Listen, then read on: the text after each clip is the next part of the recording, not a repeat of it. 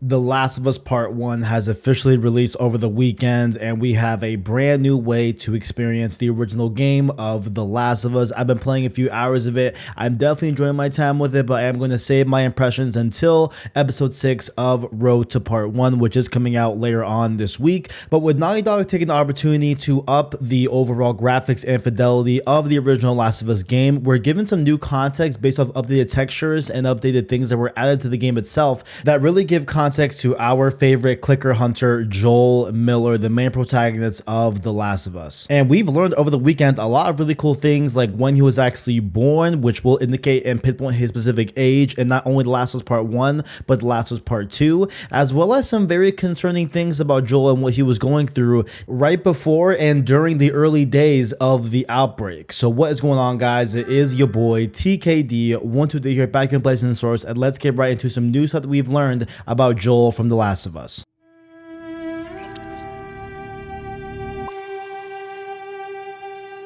So first, we're touching on the FEDRA ID, which is revealed to us in the early hours of the game when you're with Tess and you're trying to cut through the FEDRA-controlled quarantine zone. And beforehand, in the original release of The Last of Us and even in Remastered, this texture was not fully there, wasn't really fully developed, but now here in Part 1, it is fully developed for us to look at and really get the info on this FEDRA ID. I think on it says like FEDRA Passport, so not sure if they're using ID and Passport interchangeably, or maybe there was some means of citizens in a different quarantine zone to travel to another quarantine zone in the US off of this passport that confirms that they don't have infection or whatever. I'm not sure, but you know, we're gonna call it FEDRA ID for the purposes of this video. But Joel's FEDRA ID reveals that he was born in Arlington, Texas, which is really cool because shout out to my boy Tajay Moment, of course, a big fan of Last of Us. He's been on the channel being featured on Road to Rift Apart, as well as being born in Arlington, Texas himself. So shout out to the homie, big ups to you that you share a city with Joel Miller.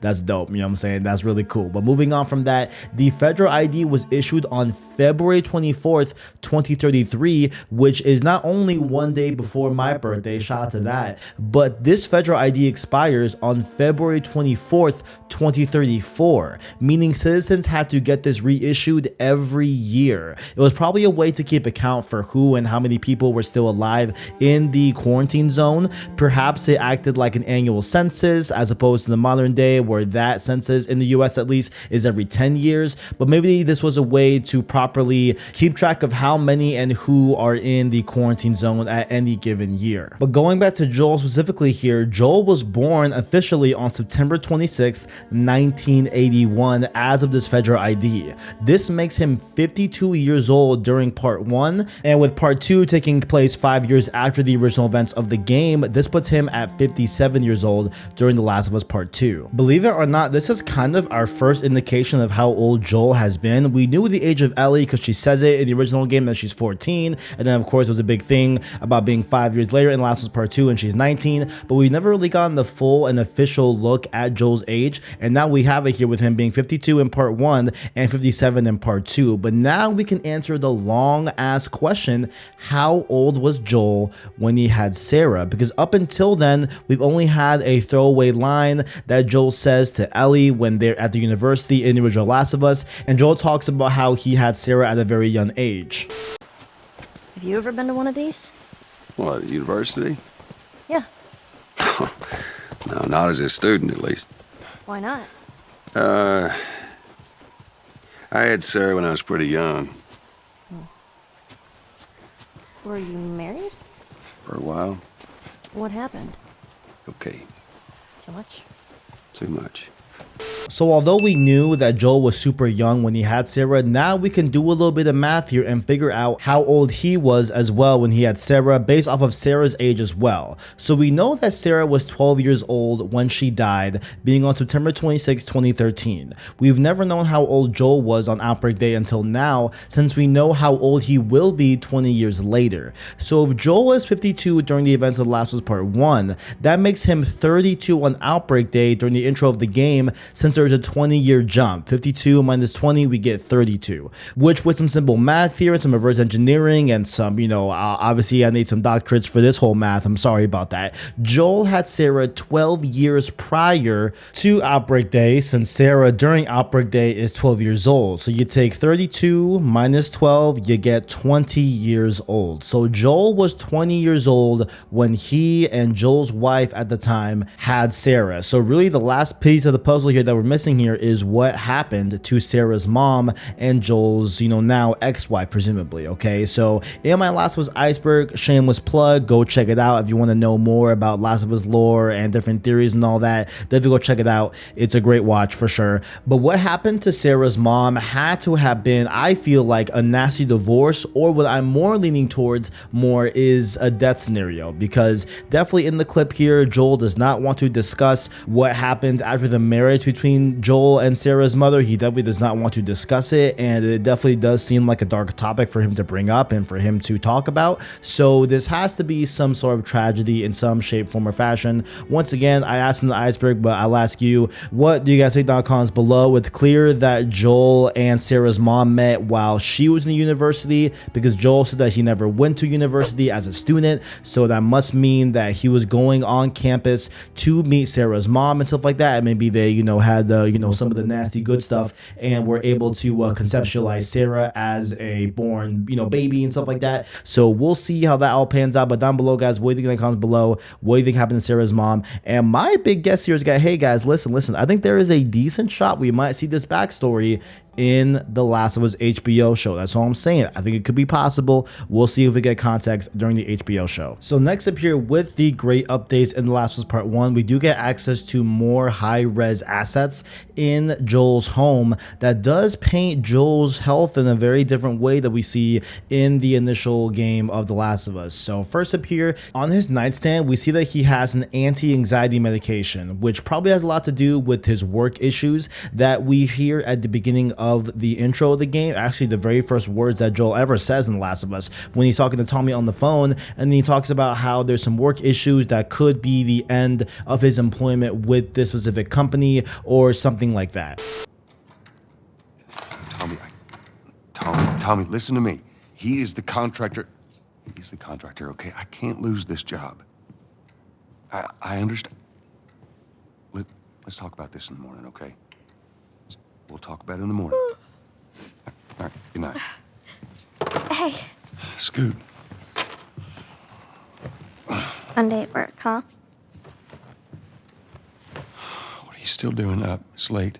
Oh, crud, what time is it? It's way past your bedtime. But it's still today. Honey, please not right now. I do not have the energy for this. Here. What's this? Your birthday?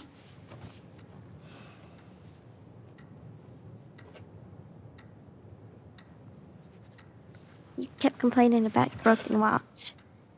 So I figured, You like it? Honey, it's What? nice, but I think it's stuck. It's not. What? No. Oh, ha ha. I mean, I don't know about you guys, but it's very clear here that he definitely seems very stressed and very anxious when Sarah gives him his birthday gift. Like, he just definitely just does not seem like he's having a great time. Yes, it's late, but man, like, it's his birthday and he is acting like, he is stressed out, man. Like, this man just had enough, right? But in that same scene, right, we also see that Sarah brings up the concept of selling hardcore drugs to pay for the watch that she gives to Joel as a birthday gift. And Joel remarks that, because she's able to sell hardcore drugs and make an income, that she could also help out with the mortgage. Where did you get the money for this? Drugs. I sell hardcore drugs. Oh, good. You started helping out with the mortgage then. Yeah, you wish. Now, that could be a tongue-in-cheek type of joke that a lot of parents make, like when they're out at a restaurant, they give the bill to their kids and stuff like that, things like that, right? But maybe he was, a little bit behind on his mortgage payments, and maybe he was going through a lot of financial stretches that we will see that a lot of other aspects in this house definitely point to that could be adding to his anxiety, right? For example, by the front door in Last of Us Part 1, which granted this could have been in the original remaster and original release of Last of Us, but I'm not going to go check because because I have part 1, but at least in part 1, we see that there are lottery tickets by the front door. So you couple that with Joel being anxious about work already. Maybe he is really behind on mortgage payments as he kind of sides with Sarah, and he wants to, do lottery tickets. Granted, lottery tickets are pretty popular. A lot of people do lottery tickets, not a big deal there, but it could be all alluding to Joel just being anxious and needing anti-anxiety medication to handle all of these stresses in his life, right? But then it gets a little bit even deeper here, guys. I also found evidence by Joel's room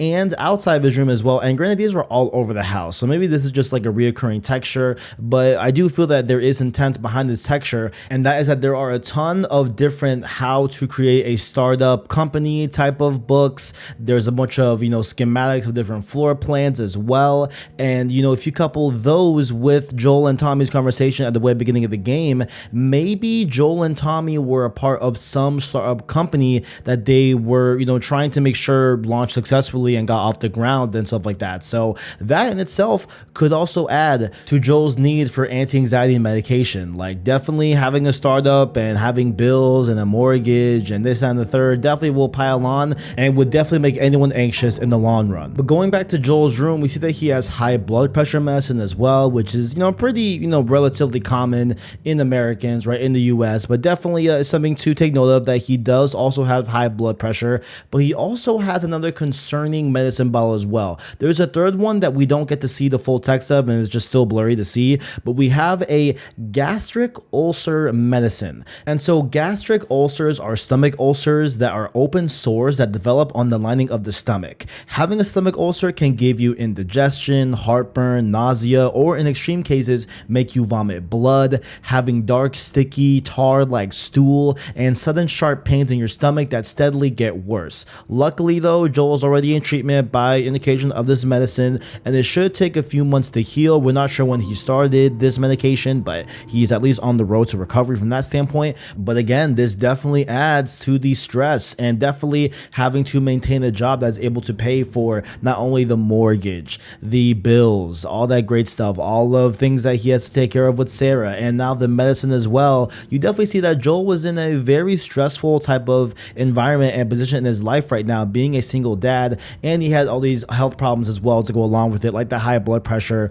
and the ulcers as well that he had before the outbreak even began across the world. So overall, I just thought that there are just little things like this in part 1 that add a lot to contextualize the characters of The Last of Us that I think are really cool. It's really neat to finally get Joel's age and learn about some of the hardships that he was facing before the events of The Last of Us even really began. So down below, guys, what do you think down in the comments below? Did you like this video? Did you enjoy learning more about Joel? Let me know all thoughts down below in that comment section. And also, while you are down there, make sure you do not miss our description. You can find links to our Discord, our Twitter, and of course our Anchor link that where you can listen to our long form content in podcast format. Those of course being Road to Part 1, the weekly podcast series dedicated to any and all things The Last of Us Part 1. We will be having our episode 6 on Sunday, where we will go over our thoughts and maybe potentially our review of the game. I probably anticipate having it done by then, so we'll see, but we're definitely going to assess and really determine what The Last of Us Part 1 was as a whole. Like the video if you enjoyed it, as well as hit subscribe to PlayStation Storage to keep up with the latest and greatest in PlayStation. Thank you all for watching, and as always,